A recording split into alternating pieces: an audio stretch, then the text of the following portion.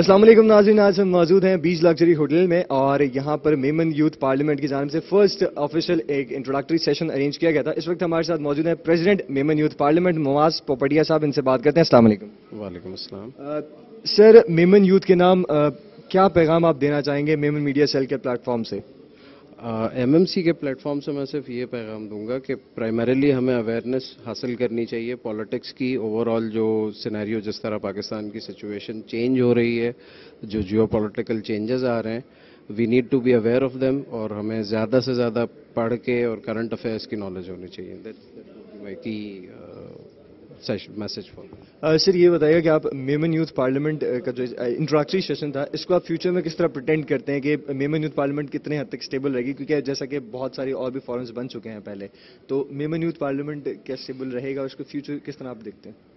اچھا، اس میں ایک تو یہ ہے کہ ہم لوگ بہت سیریس ممبرس کو ہی پروموٹ کر رہے ہیں یا انکریج کر رہے ہیں. سو دیر آر ممبرس جن کو ابھی بھی کینسلیشنز ہوئی ہیں یا ریفیوزلز گئے ہیں. سسٹین یہ آہستہ آہستہ کرے گا، آہستہ آہستہ اس میں ممبرشپس بڑھیں گی. But we are only encouraging those who are very serious about going into politics یا who are very serious about at least research work اور ٹاسک فورس کے حوالے سے. تو I think it will be very stable because کم لوگ ہوں گے انیشیلی اور انشاءاللہ اچھا چلے گا.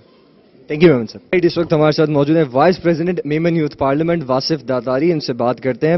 واصف، یہ بتائیے گا کہ میمن یوتھ پارلیمنٹ کا بیسک موٹو کیا تھا جس کو آپ نے لے کے ایک اس پلیٹ فارم کو کریٹ کیا اور آج ہم یہاں پہ اس کی فرسٹ انٹروڈکٹری سیشن میں آئے ہیں؟ بیسیکلی میمن یوتھ پارلیمنٹ جو ہے 1.5 سال پہلے فارم ہوا تھا اور ہم اس پہ کنٹینیوسلی ورک کرے جا رہے تھے.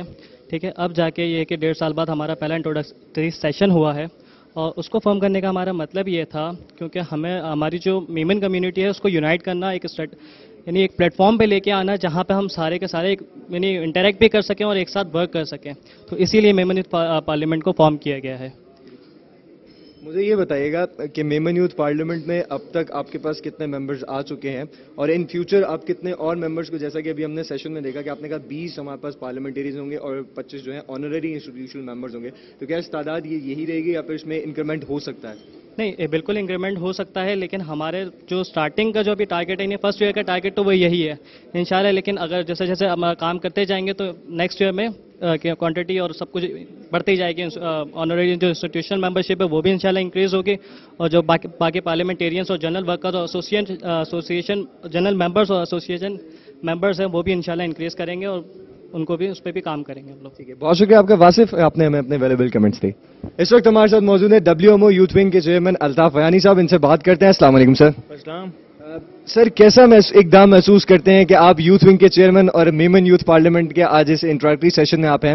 کیسا اقدام دیکھتے ہیں کہ یوتھ کو ایک پلیٹ فارم پہ گیدر کرنا، میمن یوتھ کو، کیونکہ بہت ساری پارلیمنٹس بنی ہوئی ہیں جو کہ نان میمنز ہیں، تو میمن یوتھ پارلیمنٹ کے اقدام کو کیسا محسوس کرتے ہیں؟ کیا ایک اچھا اقدام ہے یا پھر اس کا فیوچر آپ کس طرح دیکھتے ہیں؟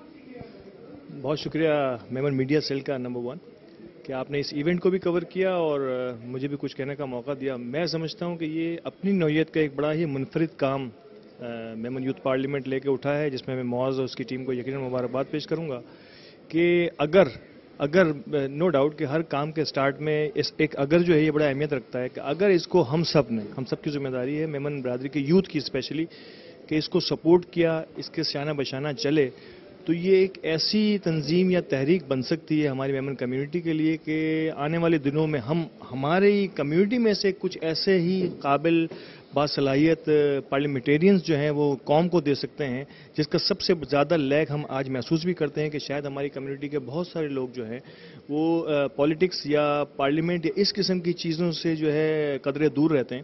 تو آئی تھنک سو کہ اس کو اگر ہم نے بہت اچھے طریقے سے اسموتھلی آگے بڑھنے دیا اور ہمارے بزرگوں نے جو بھی کسی بھی جماعت سے ہیں یا کسی بھی آرگنائزیشن سے ہیں انہوں نے ان کو سپورٹ کیا، تو میرا خیال ہے یہ بڑا اچھا پلیٹ فارم ہوگا. ٹھیک ہے سر، میمن یوتھ کے نام کو ایک خاص پیغام جو آپ دینا چاہیں، کیونکہ آپ اتنے انٹریکٹیو ہیں یوتھ کے ساتھ، آپ کا ڈیلی انٹریکشن ہی رہتا ہے، ایک خاص پیغام جو آپ میمن میڈیا سیل کے پلیٹ فارم کے تھرو یوتھ کو دینا چاہیں؟ جی ہاں، میں ہمیشہ بات کرتا ہوں، ایک ہی بات کرتا ہوں. میرے کئی دوست جانتے ہیں جو میرے ساتھ ڈفرینٹ جماعتوں سے جن کا تعلق ہے. نو ڈاؤٹ جماعتیں ہماری صرف پہچان ہیں، ہم سب میمن ایک ہیں، جہاں بھی رہنے والے ہیں دنیا کے کسی حصے میں بھی میمن ایک ہیں. لیکن کیونکہ پاکستان یا کراچی کی اگر میں بات کروں تو میمن کمیونٹی جو ہے وہ جماعتوں میں جو ہے وہ تقسیم ہے اپنے اپنے آرگنائزیشن یا اپنے اپنے مینجمنٹ پوائنٹ آف ویو سے. تو میں میمن کمیونٹی کے لوگوں کو یا ینگسٹرز کو خاص طور پہ یہ ضرور کہوں گا وہ اپنی جماعت کی ایکٹیویٹیز میں پارٹیسپیٹ کریں, کیونکہ وہ ایک نہریں ہیں, وہ ساری نہریں جو آ کے ملتی ہیں آل پاکستان میمن فیڈریشن کے دریا میں یا ورلڈ میمن آرگنائزیشن کے سمندر میں.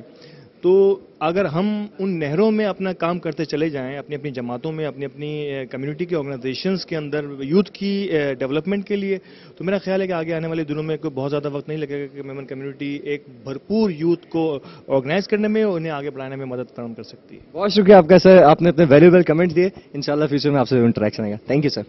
افراد یا ادارہ یوتھ میں انویسٹمنٹ کر رہا ہے, ان کو اعتماد دے رہا ہے اور ان کی صلاحیتوں کو ملک کی تعمیر اور ترقی کے لیے نکھار رہا ہے, تو میں سمجھتا ہوں کہ یہ نہ صرف ایک قابل ستائش اقدام ہے بلکہ یہ وقت کی ضرورت بھی ہے. تو میں سمجھوں گا کہ یہ بر وقت ہے کہ انہوں نے معاذ نے, واصف نے, ان سب لوگوں نے مل کے یہ کام کیا. دوسری بات یہ ہے کہ پاکستان کا قیام بھی اس وقت تک ممکن نہیں تھا جب تک قائد اعظم محمد علی جناح نے نوجوانوں کو متحرک نہیں کیا تھا اور علی گڑھ یونیورسٹی کو اپنا دستے بازو نہیں بنایا تھا. جب علی گڑھ یونیورسٹی کا دستے بازو بنی تو پاکستان کے قیام کی راہ ہموار ہوئی. تو آج اگر پاکستان کو بچانا ہے, بنانا ہے, تو ہمیں نوجوانوں میں سرمایہ کاری کرنی ہوگی.